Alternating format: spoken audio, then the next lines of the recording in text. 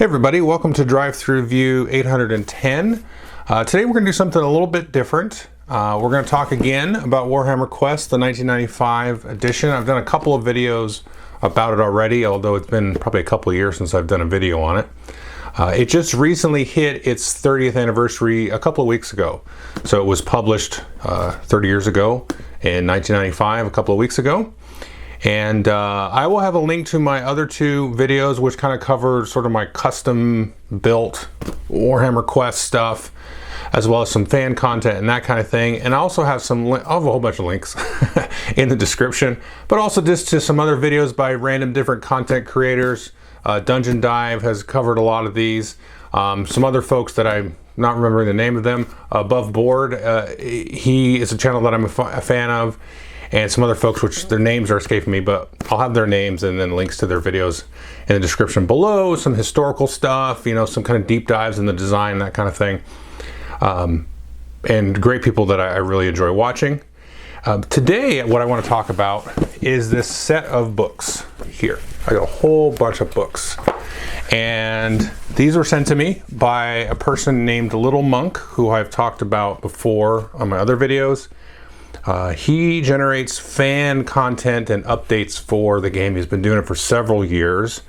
I've talked about some of his stuff that I've printed out myself in the other videos, but I actually reached out to him to see if I could purchase some of his printed material that is of the various different characters, because I got my own printout, but he does a real nice job sort of cleaning up the supplements that came out for all the various like extra expansion characters in their really nice little booklets and stuff. And I was like, well, that would be much easier to have at the table as a reference, you know, beyond what I have, which I'll show you what I have.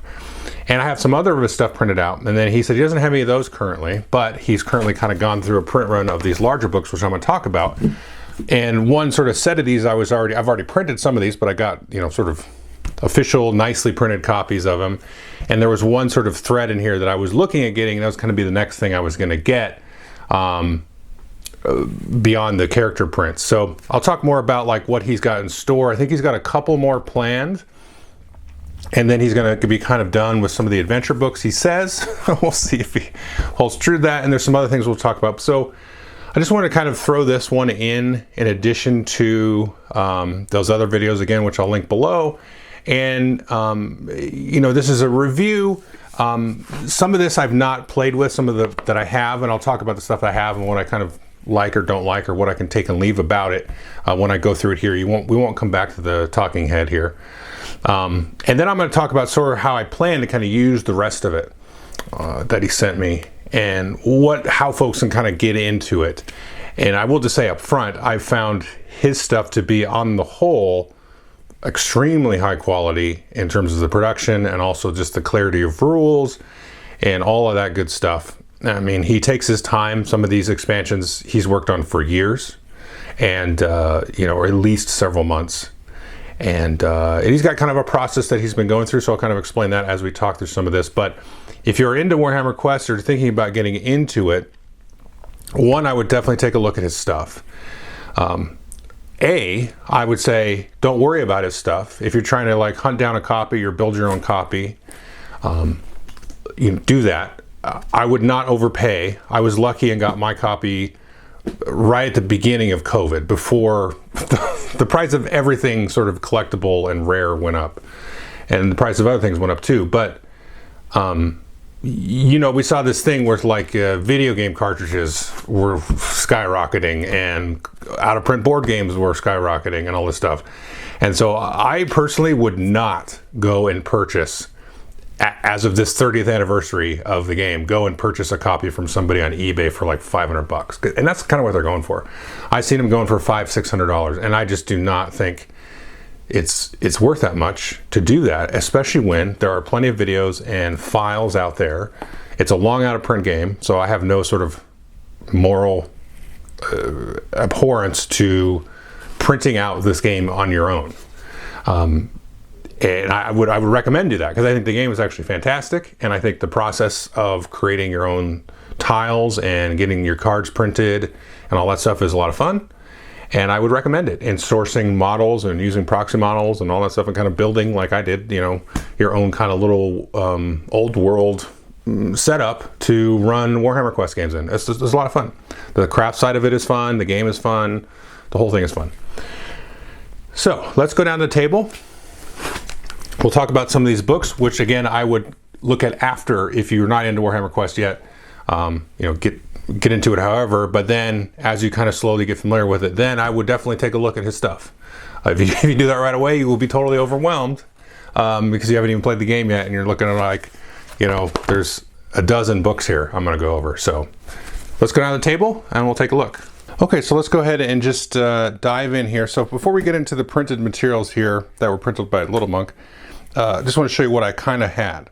So for example, I will show you nice versions of these. There's two that I had spiral bound in here, traveling hazards and settlement events.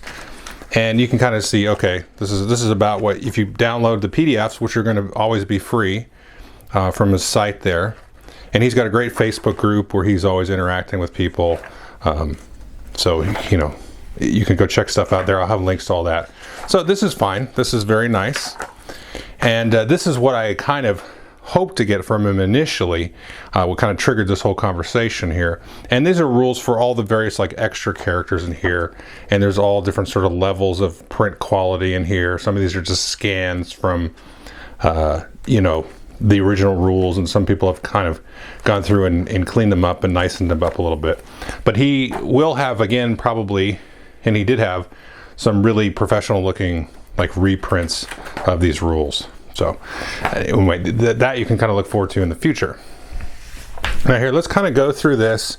I kind of have a nice order to go through these, which maybe would be the order if you were a new player and hadn't really kind of dipped your toe into the world of Little Monk yet. This might be the order that you sort of approach things. Maybe, maybe not. It can kind of depend. Now, the first thing we're going to look at here is this Ultimate Treasure Book. Okay. Now, one thing to note here is I've printed out a lot of cards. Some of them were available on Little Monk stuff. Some of them are elsewhere. I'll have links to some of this stuff below as well. But some of them I actually made myself, which I'll get to in a minute. I'll have a link to those. So I have hundreds and hundreds of cards printed out and made to go with some of this. Now, I hadn't really taken a close look at this earlier when I was sort of building my own, but this is the Ultimate Treasure Book. And if I had, I might have not printed out all of the treasure cards that I did. I don't regret it because I think I might still use that. But the interesting thing about this is he has gone through and sort of fixed the wording on some of the cards, added a bunch of his own, and then kind of given you a table and some rules clarifications as well about the various different treasures that you can get in the game. And there's some, you know, some introductory information. So, but to keep this brief, so when you get a treasure here, you'll then roll on this table. So to give you kind of the type of treasure, and this is kind of the everyday treasure that you might, you know, just get by kind of looting through the dungeon. You've got commons and charms, potions, rings, stones, ballistics, steel and staff, so weapons and stuff. And then you'll, let's say you roll on the rings table here. So you roll a d6, you get a 3, then you roll d66, find it here, and then you'll get it. And then here is the sort of abbreviation which tells you who can use it. So dwarf, elf, or warrior. And then people know with the expansion characters, these are still applying. Easy reference of gold value. And then in the middle of the book here, there's an alphabetical order of descriptions and clarifications for the different rules. And you can see the nice like art and layout and things like that in here. It's very, very cool. And then he's got a similar table here for, these are the objective room treasures. And so you can see based on the total battle level, which is where you take the highest level character in your group, then you're going to roll on these different tier tables. And then, you know, they'll start to go up here. And then this is nice because this will scale the objective room. So at the end of the dungeon, you always have objective room treasures here.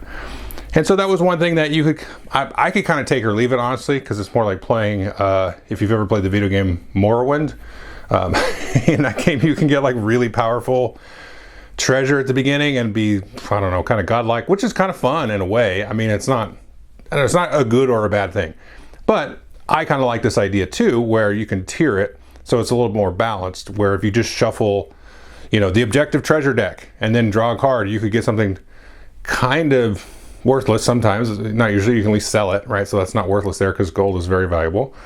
But you can also get something like really killer and just be like, oh, cool. But, you know, Warhammer quests can be very fickle in terms of the luck. So on the other hand, I'm also like, well, just give them the powerful thing because they're going to die anyway. So, you know, but this is cool. I like that he's done this.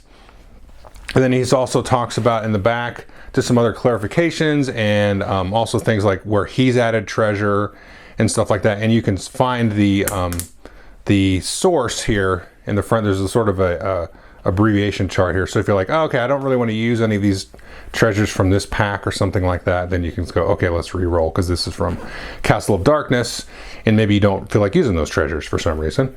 Then you can just kind of re-roll up on the table there. So if you want to kind of stick with the original, 3 treasure packs plus stuff from the role-playing book and stuff like that, you could stick with that. And they're all nicely abbreviated here. So that is that book, what I think is really cool. And I'm actually going to, next time I get into this, I'm going to start looking at using this. And this is kind of nice. And then maybe figure out if I can just, you know, get rid of those treasure cards or give them to somebody else that really likes the cards. Because it's nice to have the cards because they're like a handy reference. So there's that side of it too, right? So, but this is cool. And this is one that I might start with if you're like building out, you know, a Warhammer Quest sort of setup. This is an easy one to add. And then, because you get character sheets, you can write this stuff down anyway. Now the next thing here are these couple of things like this. I'll talk about them in this order. And I showed you already the kind of black and white copy of this. So this is the traveling hazards here. This is definitely the next one I would add, because when you leave the dungeon, you go back to town, you have some time that you're taking in terms of the number of days to get to either like a village or a full-blown settlement. And these add a lot of variety to kind of the events and things that can happen. Kind of bringing this up to the level of something akin to, you know, League of Dungeoneers or Shadows of Brimstone or a more modern game, whereas the original didn't have a whole lot of events.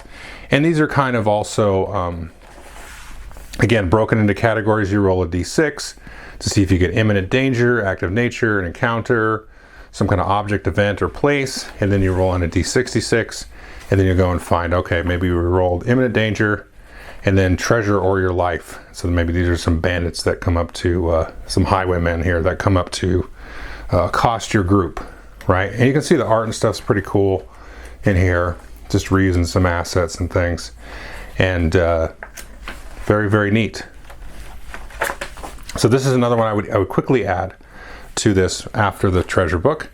This is a nice one. It takes a somewhat rare expansion that did come out, Pits and Traps, and then really juices it up a little bit. Not one that I've actually used yet, because again, when I was building this up, I didn't really research it too much, because I was like, oh, it was a kind of a one-off expansion back in the day. Not a lot of people had it, and it was kind of broken from what I read. And I didn't realize that he actually had taken some steps to fix it. So if you do include this, or does get included randomly into your dungeon setup, then what it'll do is it'll make it more difficult. But there's rules in here for juicing up the rewards a little bit. And there's a lot more clarification and just, you know, ways to use the pits and the traps. Way beyond, you know, what they had initially done. I believe it was in a White Dwarf issue or something like that. So this is a really cool addition here. So if you get and, you know, print out your own sort of copies of these, you know, I would recommend taking a look at this, because this looks really neat. I've just read through it and I was like, oh wow, I should have totally printed this out back in the day. So that's a good one. Another one that I have no familiarity with. This is sort of cobbled together from, I believe, different White Dwarfs, and there was the other journal that it was pulled from. I can't remember. There was like a separate magazine that came with some Warhammer Quest stuff. And so these are just more town events that specific to the alehouse. There's stuff in here that's specific to the various different classes that you can play, which is pretty cool. So as you start to flesh out your game with more characters, I think this will have a little bit more relevance.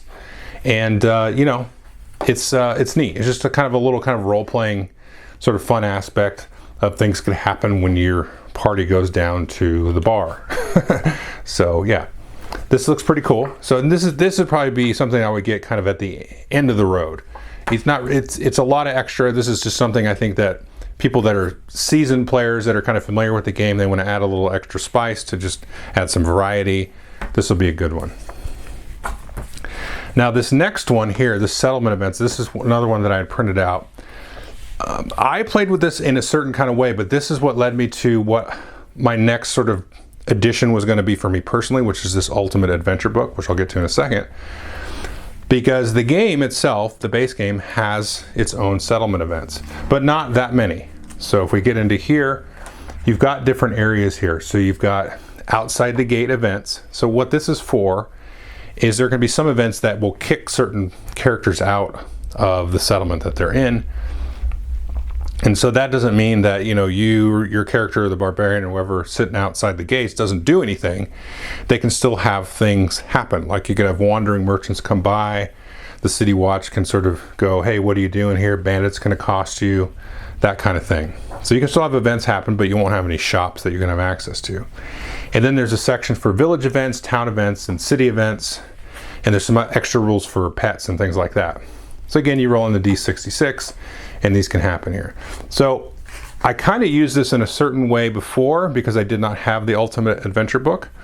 And there's some things that can happen here. Let's see, yeah, for example, here, if you roll a 65, I think it's always a 65 on each of the different types of settlements. We have an uneventful day, so no events. So that's usually a good thing. But some of the other events here, like number 44, is an adventure. So the way I used this before, and I think this still applies, is I would treat anything that said an adventure as if it was an uneventful day. Now the reason for that is because when I played it previously using this book, I would just go and randomly roll up an adventure once everybody was done with the stuff in town. They'd bought everything, they'd upgraded everything that they wanted, and so I would just roll up an adventure. Now, because of this, you stay in town until you find an adventure, which is a very interesting kind of way to do it. And so you won't find an adventure until you happen along an adventure entry in this book here. So once you get that, then you crack open this guy. And the reason I stayed away from this whole chain of events was like, well, Joel, why didn't you use that before? Well, this Ultimate Adventure book here will give you adventures for the base game, for the 2 expansions, which was like Lair of the Orc Lord and Return of the Witch King or something, the undead one. And I have the rules and stuff for those. And I played with those, but that's only 3 adventures, or 3 adventure systems that can be applied here. Now this here is all kinds of stuff. And there's all different categories, and it's the same idea. You kind of roll on a D6, roll on a D66, and there's some class specific stuff. There's different types of adventures. You know, some stuff will just be like a big epic quest, some will just be like a little quick side quest and all that kind of stuff. This book is just huge. It's 180 pages just about, and there's all kinds of stuff in here. And there are reprints of, you know, the base game adventures, so they're all right in here. So you can just live in this book and just, you know, even with the pre-existing expansions, everything is supported in here. But if you get in here and you roll up an adventure that you don't have a book for, which is where the rest of these books come in, then it's just like kind of weird to have this and like keep re-rolling, right? So I was like, just, you know, roll up a quest. I could do a D3 and then, you know, that'll choose the base game expansion or whatever. And also the expansions for the original game, you kind of don't want to do those at level 1, maybe not even level 2, because they're a little bit harder and you can get your face caved in a little bit more. But now if you add these extra books in, then it gives you some more fluidity in terms of playing with this book. Now this book I have played with. I had my own printed out version, black and white and so on. This one is a full-fledged, awesome expansion. I can't rave about this enough. It's a Dark Elf expansion. I went and picked up some real cheap Dark Elf army miniatures on Troll and Toad. And because it's all, I don't know these days, because back when I did it, there was no old world miniatures game yet. They hadn't come out with it, so I don't know the rules for that, if people are allowed to use the old proxies or not. So the prices of those may have gone up, but I got them really dirt cheap, and they were like half painted, and I just, you know, fixed up the paint jobs or glued the arms back on and all that stuff. So fun little kit bash project. It had a whole bunch of dark elf corsairs and witch elves and different characters and stuff like that. And he gives you in here like some idea. And some of these are really old, like Citadel miniatures. These are just some of the characters that you can run into, like the named villains and such. And he'll put those pictures in there. And I went and found, I think all of these. I'm sure I did. Yeah, I found all of these. Now some of these are like recasts and stuff because they don't make those anymore, but you can find them. And then, yeah, so this one's cool because it has the similar layout here of kind of your like 6 main quests. So if you get a Hall of the Hag Queen quest, you get the 6 adventures. Okay, great. That's just like the other expansions in the base game. And it has its own set of different events and stuff that can go off, which I actually made cards for, I believe, some traps here. And then also, it's got these monster tables here and all the stats for all these different monsters. And so that is some of what I printed the cards for. So the cards for this I actually made. And I'll put a link to those cards. And the reason I did that, and those are the cards I'm going to stick with, because the interesting thing about that, I talked about this a lot in my other videos, but so let's say here's my level 3 cards, right? You can see these here. And I took, and I have this kind of split in half, right? So the card back is in the middle. So all of these cards up until, I don't know, like this far down, I have miniatures for. So instead of rolling on a table and then going, oh, I don't have any miniatures for that, roll again. So I made cards, and there's other cards out there, and I'll have links to all the stuff. So instead of rolling on these monster tables, you can just take, okay, I'm gonna take my level 3 deck, and I'm gonna shuffle in the right cards and mix in some other cards from the other expansions, because maybe there's some wandering orcs or something. And then you draw from here. But he has these tables here in this expansion, and this is like a fully fledged out, just as much as Lair of the Orc Lord or that Undead expansion. I mean, he's even got role-playing tips in here, just like they did.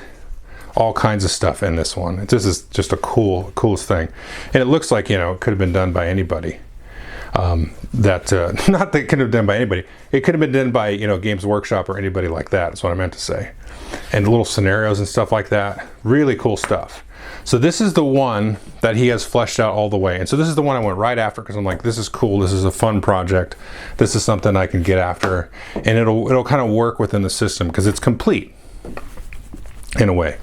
And I was kind of like staying away from these here, but come to think of it, now that I've kind of gone through this project here, and I've added a lot more of the miniatures for the original base game and some of the expansion monster tables that are just in the base game, right?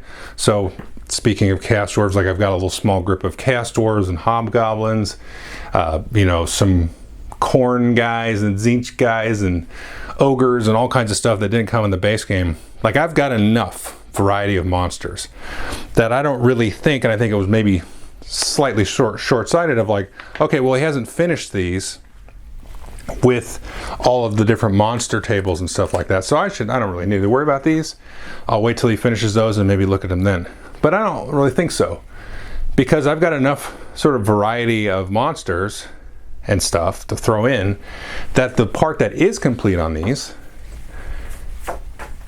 which is the main adventures here. So here we've got Mountains of Mayhem. This is a Chaos Dwarf one, very lava looking, and he's got some named pictures here, some tiles which he has available to download the artwork and make tiles, which I talked about some of my other videos, and make some of these special counters and stuff. And then we've got just some background information here, and then we'll get into the adventures and some monster stats and special abilities. And then he's got 6 adventures. And so for all these books I'm going to show you, he's got 6 different adventures. So if you want to kind of theme up you know, your adventures, you can go here and add these books as you go. And really, the way I look at this is, I necessarily wouldn't get, I mean, if you're just going to download the PDFs and print them, I would do that. But It's also like way overkill and overwhelming to just do it all at once. But this would be the one I would get last, because I would say, okay, if you're going to slowly step your way into it, just kind of do what I was doing originally, which was just, you know, go through town, roll up an adventure with what you have, what's available, and play that. Now, once you start to have a decent collection of monsters, then you can start to pick these out. And then once you get sort of a critical mass of these extra supplements, then you can start playing with this. And then it all sort of ties into this big sort of world, right? Your group becomes these mercenaries for hire. You start to be able to sort of, you know, hitch your wagon to some of kind of the color and the flavor and the lore of the place. The world kind of takes shape. It starts to become sort of like a real place. No, but you get some grounding in it, and you start to sort of be acquainted with this imaginary world in a sense. You know, as you get this, because you'll have a lot of this sort of background information and artwork and different adventures and characters here that you might run into, you know, multiple times and stuff like that. So here, I'll just kind of go through these. I'm not going to just flip through and show art on all these, but they all have kind of the same thing. So this is the one I'm most excited about because I've got a nice little chunk of Chaos Dwarves and Hobgoblins to add. Here's some Skaven stuff. He's got a Skaven one.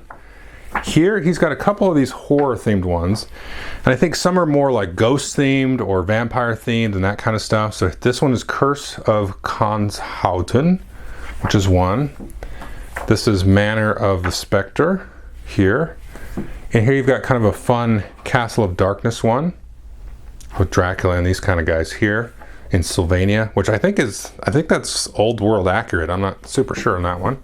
And then you have a Carnival of Carnage, which is a chaos one here. And then you've got Caverns of Slaughter, which is a Beastman one. So you've got some Beastman ones, that's a good one. You've got Realm of Savages. This is some Orcs ones here. This is a good one. And some of these are like a couple of years old as well. And you've got these last two here, Fortress of Blood, which is a Khorne one, Palace of Temptation, which is a Slaanesh one. So he's got two more chaos ones to come.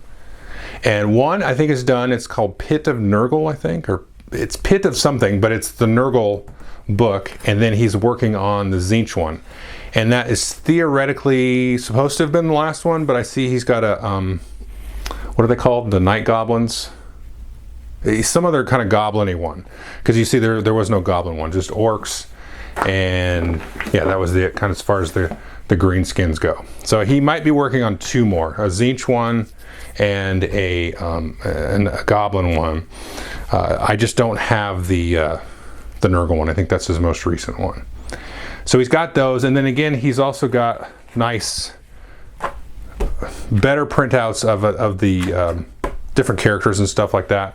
I don't think he's, you know, doing any print runs, because what he often does is just he'll do a print run on his Facebook and say, look, hey, I'm printing out all of the supplements. And so anybody want to jump in on that, and they make a big order from the printing company, and that's what they get. Or if you might do a card run and say, hey, I'm printing out a bunch of the cards, let's do a big order, get like, you know, 50 of us all together, and then everybody will print cards and everybody gets the cards. And he's done that several times and that kind of thing. So it's just really cool. I mean, I hope you can see. It's just, I have a hard time believing like how good this stuff is. It's just crazy. It's just one person, as far as I know, and yeah. So it just is a really, really cool thing. So it's, you know, it's the 30th anniversary of Warhammer Quest. I thought I'd just show you this. He was kind enough to send these along after I inquired about these, and he was like, hey, I'll send you these. I got extra books. So I was like, score. I was like, this is awesome. So I spent some time kind of going through all this stuff, and I was like, wow, I should have really just, you know, printed all this stuff up way back when. But yeah, take a look at it. I have a whole bunch of links below, history of Warhammer Quest, different other deep dives into it, and other supplements and stuff like that. And feel free to ask any questions or anything like that, and I'll try to answer them. So thanks.